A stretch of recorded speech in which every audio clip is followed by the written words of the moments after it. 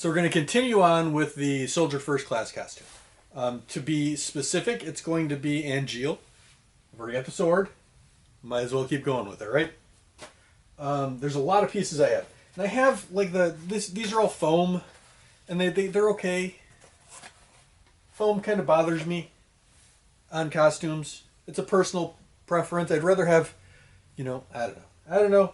It's me overreacting, which is why I have metal buckles for most of my stuff, because couldn't possibly do anything other than actual metal for my buckles. Speaking of which, last week we had the Y that goes on the back, right? Zinc cast. I love this piece. This piece turned out just absolutely perfect. I modeled and printed to scale a little. These are a little more accurate. 3D prints are always more accurate than foam. Fiberglass is usually a little more accurate than that, but most people make their bucks off of 3D print, so 3D print is about as good as it's going to get. So first thing we're going to do, this printed up pretty good, pretty well even. You can still see kind of the facets. It's got a slight, you can kind of see the layer lines. I printed it like this at an angle, so when we straighten it up, most of the layer lines kind of blend in and go away. But it does leave for kind of a rough texture. So first thing we're going to do is sand the whole thing and then cover it in body filler, glazing putty. Which looks like this. This is the first round of glazing putty. But look how smooth that looks. That's just so much nicer. Next step is to sand everything nice and smooth, which is what I'm going to do now. I'm also going to cover the other one in glazing putty. So they're about the same stage. So I'll see you as soon as we're done with that.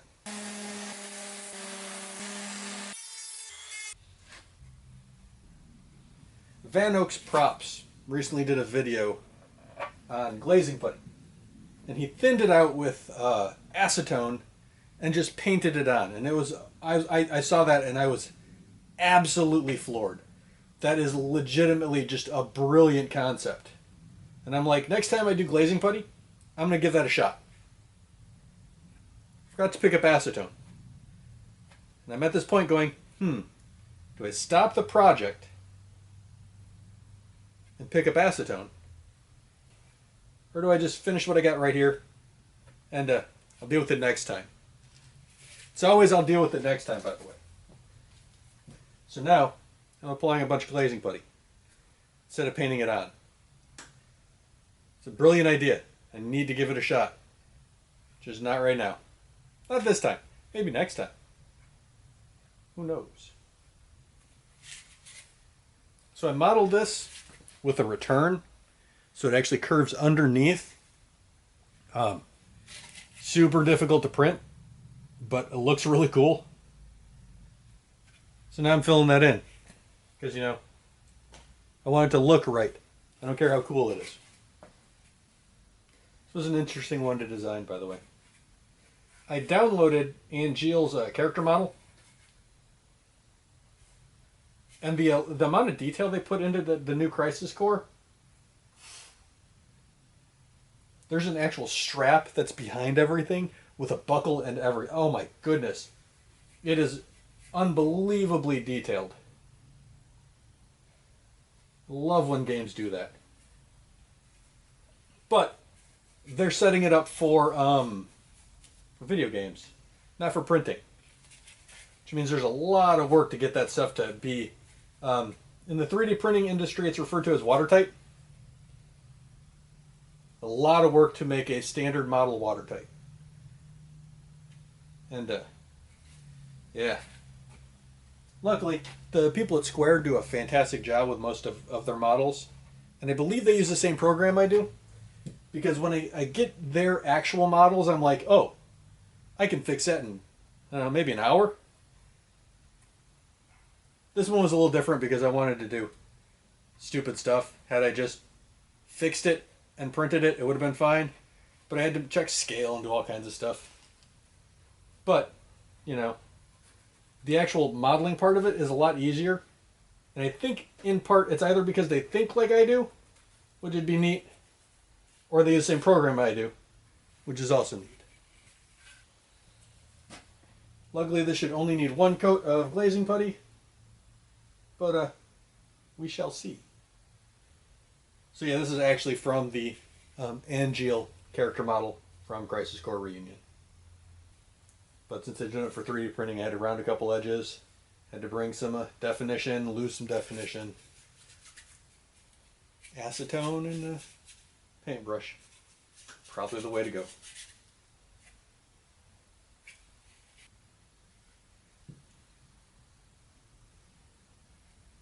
Alright. Now we'll give this some time, let it dry, sand it, and I'll see you then. So I'm sanding, and it has occurred to me that I may have never explained what I do when I sand. So I figured I'd go over it real quick. You see how these rings right here are a little darker than everything else? That lets me know that these still have a texture to them. And once everything smooths out, it gets to more an even and consistent tone. So that is going to show up. I don't even know if you can see it. But that right there is going to still show up when I paint it. I'm painting black, so I'm not terribly worried about it. But all of this darker area still has texture. So to smooth everything out, I would add another coat and sand until it's all an even color. But since I'm not terribly worried about it, I'm going to call that good enough. This is going to be black. I can sand the black as well. So we're going to go for priming everything, and I'll see you in a second. That is 2 coats of primer, sanding in between. I'm going to give it a couple days in my 3D printing room. It's a heat regulated room. It's kind of cold out. I want to make sure these have plenty of time to cure. I'm probably going to give them a couple of days. It's 70 Frankenstein in there. You keep it nice and warm because it's where all my resin is. But look at that. Look at that. I'm super happy with these. They both turned out amazing. So I'm going to let them warm up, kind of heat cure a bit, and then we start painting. So these have had some time to cure. I hit everything with some silver. We're using Duplicolor Metal Cast. It's their the base coat. Stuff actually works pretty good. I'm very, very happy with it. See, I'm going to hit the whole thing with silver. I'm probably not going to do the pauldron part because this is going to be black anyway. I haven't decided whether I'm going clean or weathered yet. Either way, having a base coat of silver is not necessarily a bad idea. But I'm definitely going to hit the edges and the inside. So that's what we're doing next.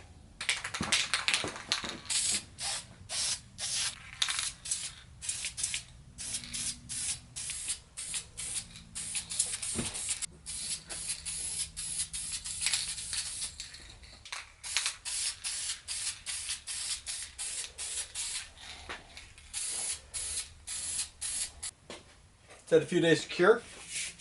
It looks, I am super happy. I mean, it looks amazing, right? So I'm going to tape this second ridge off because I want to keep that silver.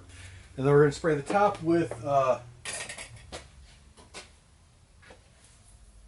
protective enamel, but it's a flat. Never used this before. This could be interesting. Step 1 is to tape everything off. Super boring process. You don't need to watch that. It's got all the silver taped off, right? I'm not worried about the inside because it gets covered up anyway, but I do want the collar and the piece all the way around. So next step is to hit this with my black and then do the other one. But I want to do one to make sure everything looks right. So let's get to painting.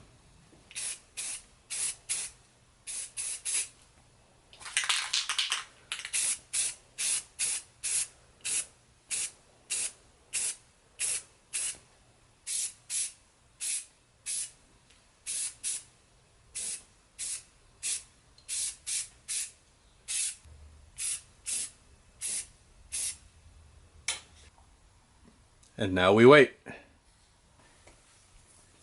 Got 4 of these. These are the strappings that are going to go from the shoulders to the suspenders. I want to round over the edges, so I am going to, well, round over the edges. Because there's not much more to it, huh?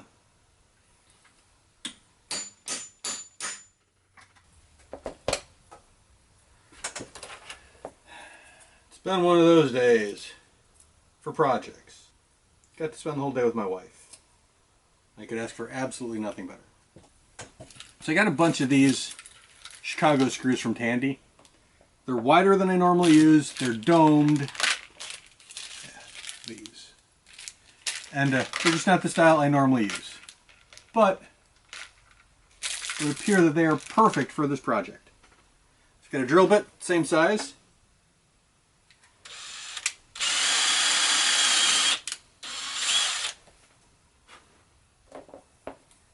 Right in the center of that circle.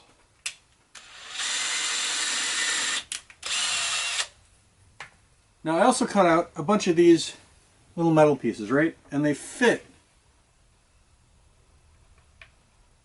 perfectly in these slots I have set up for them. That'll stop them from being pulled all the way through. They're solid enough that I don't have to worry about then the Chicago screws tearing out. And I'm using a thing to hold them because, you know, I occasionally learn from my mistakes.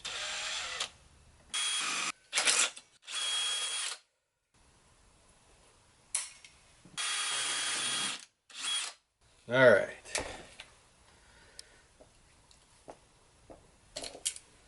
These have kind of a fuzzy to them. I'm gonna go grab my my beveler. I'll be right back.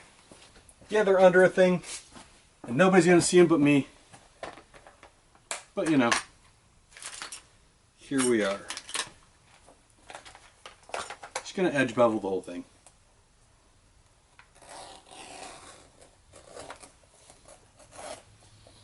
This is probably not the leather I'm actually going to use for this, but I had some 1-inch strap laying around from Jedi's, and I'm like, hey, might as well use that for this.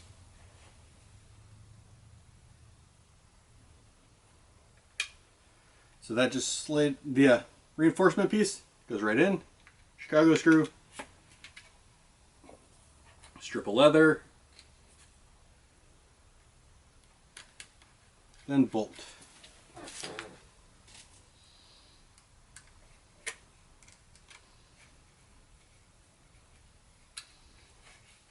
And it can slide, which is exactly what I wanted. That's why I'm using these, because they're a little longer than my normal ones, and I want them to be able to rotate freely. Perfect. And that's what that looks like. I also printed up, it looks like there's a texture on the little pins that go right there. So I printed up a couple that have some interesting texture to them. So now what I'm going to do is prime these, paint these the same silver, and then hot glue them in place. So I'll see you in a minute.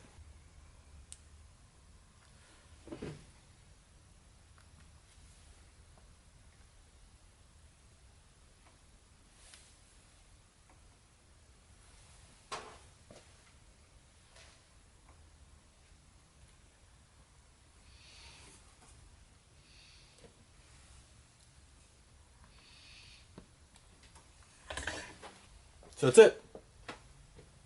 I like how it's put together. I like the fact that the shoulder belts, the Pauldrons, can rotate without anything weird going on. Except for this one. There it goes. I'm super happy with it. It turned out fantastic. 3D print. Not everything has to be fiberglass, you know? This is a rough idea of what it's going to look like. The strapping, you know, it's coming up. The belt I'm probably working on next. So if this is interesting to you, and we're going to, you know, continue the rest of it, there's only a couple more parts to go. Strapping, belt, pants, then he's done. If you want to see how it turns out, like and subscribe. Maybe share the video. Sharing does more to boost a channel than anything else. More than comments, more than liking, hell, more than subscribing.